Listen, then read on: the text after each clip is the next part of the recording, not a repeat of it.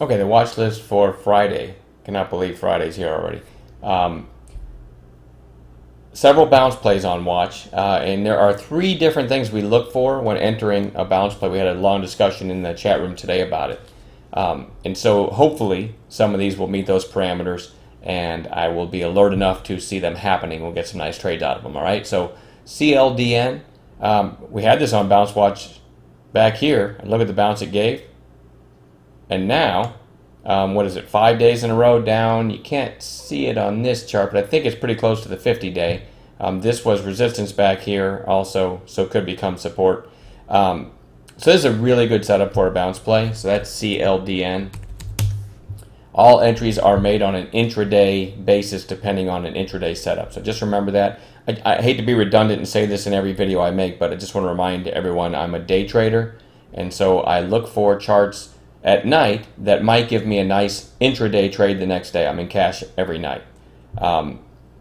DGLY, again, gapped up on earnings. Today kind of, it had the 2 red days, and then today just put in a narrow day, but only 236,000. It's almost like been forgotten already. You sort of have a gap fill.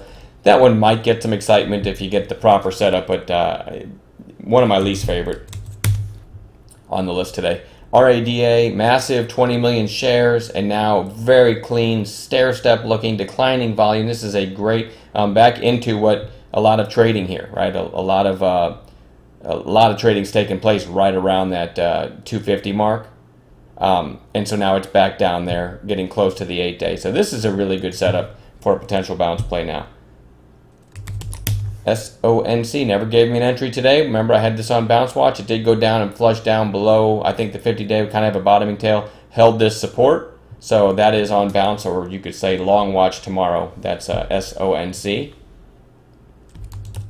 KITE, another one. I mean, man, this is what, 4 or 5 days in a row. Down below support, but did catch some buying, near the end of the day. Well, I'm not sure if it was near the end of the day. Did you have it? Well, in the morning, really almost midday. It kind of flushed out and had a decent bounce. So if this is going to continue to bounce, it'll happen tomorrow, and I want to watch it. This was just about 5 sessions ago. This was 77.70. So you're down, $20 in 5 sessions. Remember, we were stalking.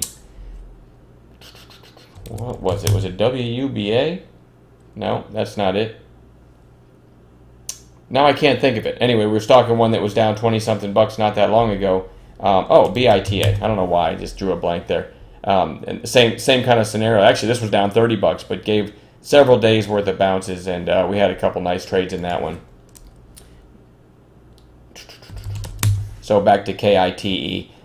If these bios get a bounce tomorrow, this is a good candidate.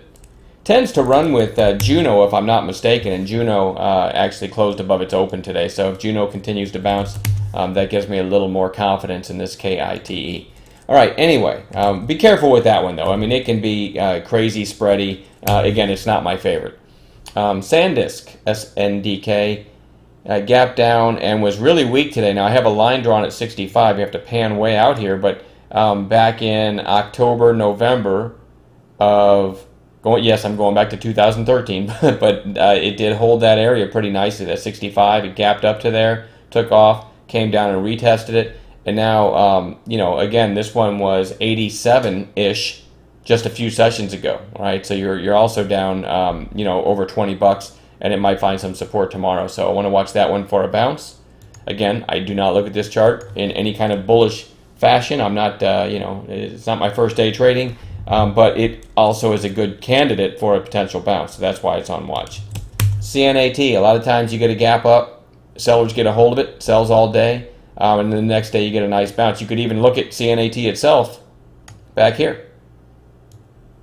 So you had the gap up, sellers got a hold of it, the next day, big reversal and closed near its high. So that is another possibility for tomorrow. That's CNAT.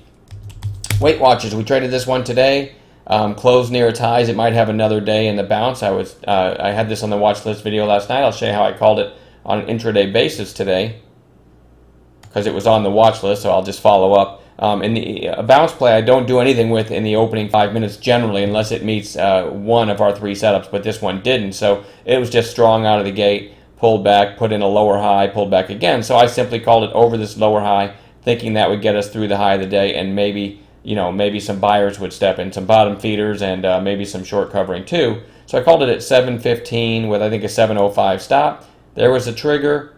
Took a while to get going, but it just kind of grinded higher, and then really, you know, had some buying into the close, and closed really at its highs. So this one might continue tomorrow. Remember, this thing was 18 bucks a few weeks ago, and just a little over a week ago was over 10 bucks. So I mean, it's been decimated. So it might have another day in this bounce for a trade. All right, VBLT. This one doesn't look that bullish because you had this huge 12.5 or maybe almost 13 million shares, and it ran, and then today gaps down and closed near its lows. But you do have some trading in this area. If you look at it on 15s, you have some nice support around 550. Looks like it closed around 6 bucks. So if it comes down to 550, this one could offer a nice bounce. Or if it just trades in a narrow range for a while and then breaks its early high, with this kind of passion that it's had, you might get a little mini squeeze there. So it doesn't cost you anything to have that one on a chart, so I will.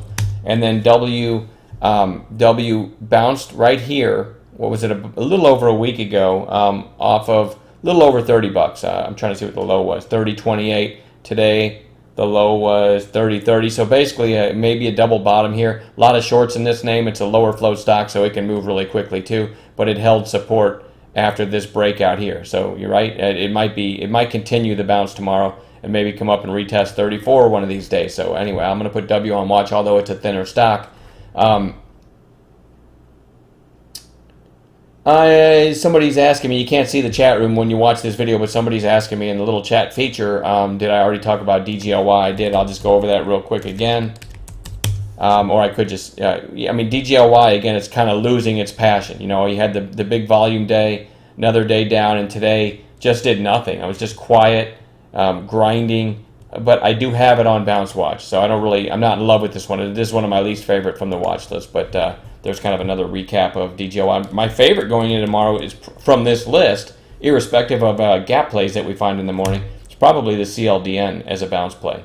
I really think that's overdone and could get a nice bounce. So that's my favorite. Anyway, I will leave it at that, and we'll talk to you guys tomorrow. Have a good night.